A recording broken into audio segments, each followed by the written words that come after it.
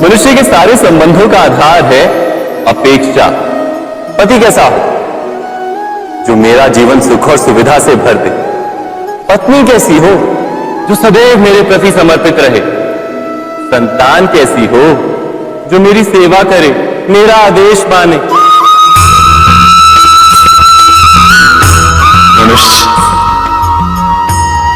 मनुष्य उसी को प्रेम भी कर पाता है जो उसकी अपेक्षा पूर्ण करता है। और अपेक्षा की तो नियति है भंग होना। कैसे? क्योंकि अपेक्षा मनुष्य के मस्तिष्क में जन्म लेती। कोई अन्य व्यक्ति उसकी अपेक्षाओं के बारे में जान ही नहीं पाता। पूर्ण करने की प्रामाणिक इच्छा हो तब भी कोई मनुष्य किसी की अपेक्षाओं को पूर्ण नहीं कर पाता। और वहां से जन्म लेता है संघर्ष। सारे संबंध संघर्ष में परिवर्तित हो जाते। पर मनुष्य अपेक्षा को संबंध का आधार ना बनाए और स्वीकार करे केवल संबंध का आधार, तो क्या ये जीवन स्वयं सुख और शांति से नहीं भर जाएगा? स्वयं विचार कीजिएगा। यदि मनुष्य स्वयं अपनी अपेक्षाओं पर अंकुश रखे, अपने विचारों को परखे, किसी अन्य व्यक्ति में परिवर्तन करने का प्रयत्न ना कर स्वयं अपने भीतर परिवर्तन करने का प्रयास करे, तो क्या संबंधों में संतोष प्राप्त करना इतना कठिन? अर्थात क्या स्वीकार ही संबंध का वास्तविक अर्थ नहीं? स्वयं विचार कीजिए। जब किसी व्यक्ति को किसी घटना में अन्याय का अनुभव होता है तो वो घटना उसके अंतर को झकझोर देती। समस्त जगत उसे अपना शत्रु प्रतीत होता है। अन्याय लगने वाली घटना जितनी बड़ी होती, मनुष्य का हृदय भी उतना ही अधिक विरोध करता है। उस घटना के उत्तर में वो न्याय मांगता है और ये योग्य भी है। वास्तव में समाज में किसी भी प्रकार का अन्याय व्यक्ति की आस्था और विश्वास का नाश है। किंतु ये न्याय क्या है? न्याय का अर्थ क्या है?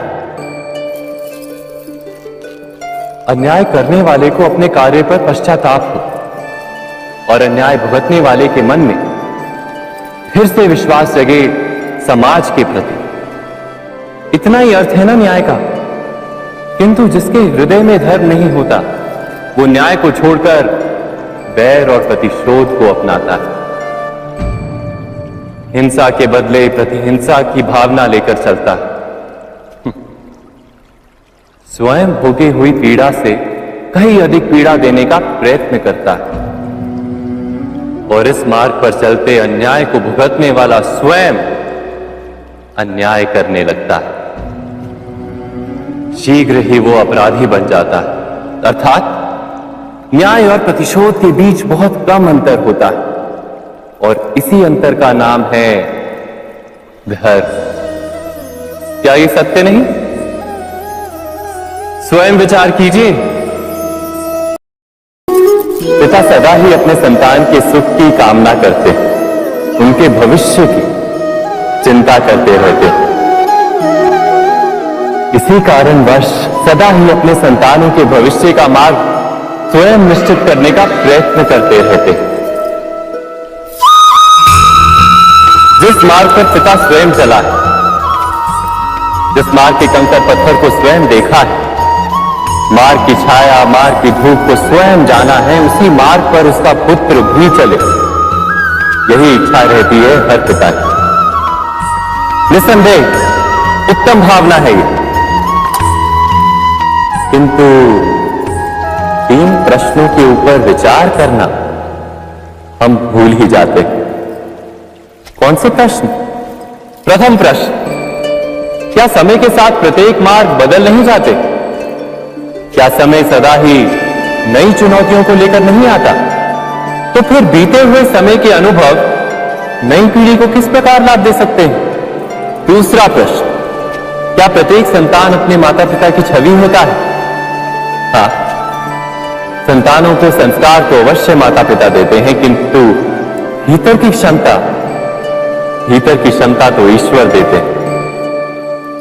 तो जिस मार्ग पर पिता को सफलता मिली है, विश्वास है कि उसी मार्ग पर उसकी संतानों को भी सफलता और सुख प्राप्त होगा। तीसरा प्रश्न, क्या जीवन के संघर्ष और चुनौतियां लाभकारी नहीं होती?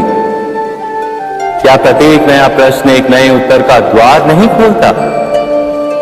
तो फिर संतानों को नए नए प्रश्नों, संघर्षों और चुनौतियों से दूर रखना, ये उनके लिए लाभ करना कहलाएगा या हानि पहुंचाना? अर्थात जिस प्रकार संतान के भविष्य का निर्माण करने के बदले उसके चरित्र का निर्माण करना श्रेष्ठ है, वैसे संतानों के जीवन का मार्ग निश्चित करने के बदले उन्हें नए संघर्षों के साथ जूझने के लिए मनोबल व ज्ञान देना अधिक लाभदायक नहीं होगा? स्वयं विचार कीजिए। जब भी किसी की आशा और इच्छा भंग होती है तो उसका हृदय क्रोध से भर जाता है। जिस व्यक्ति को वो अपना अपराधी समझता है, उसे दंड देने का प्रयत्न करता है। पर क्या हमारी इच्छा या आशा का भंग होना क्या सदा ही किसी का अपराध होता है? इच्छाओं के अपूर्ण रहने के तो कई कारण हो सकते हैं। कुछ तो संजोग के कारण अधूरी रह जाती हैं और कुछ नियति के कारण। और कभी कभी इच्छाओं का स्वरूप ही ऐसा होता है कि वो पूर्ण नहीं हो पाती।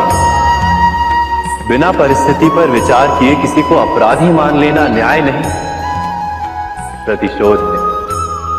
न्याय का आधार तो दया है, करुणा, और प्रतिशोध का आधार क्रोध, अहंकार। अर्थात हृदय में करुणा धारण किए बिना किसी के अपराध के विषय में विचार करना, किसी को दंड देना, क्या अपने आप में ही अन्याय नहीं? स्वयं विचार कीजिए। सपनों और पूर्वाभासों के आधार पर हम भविष्य के सुख दुख की कल्पना करते हैं।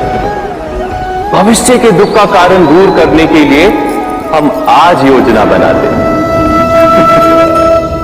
किंतु कल के संकट को आज निर्मूल करने से हमें लाभ मिलता है या हानि पहुंचती है? ये प्रश्न हम कभी नहीं करते।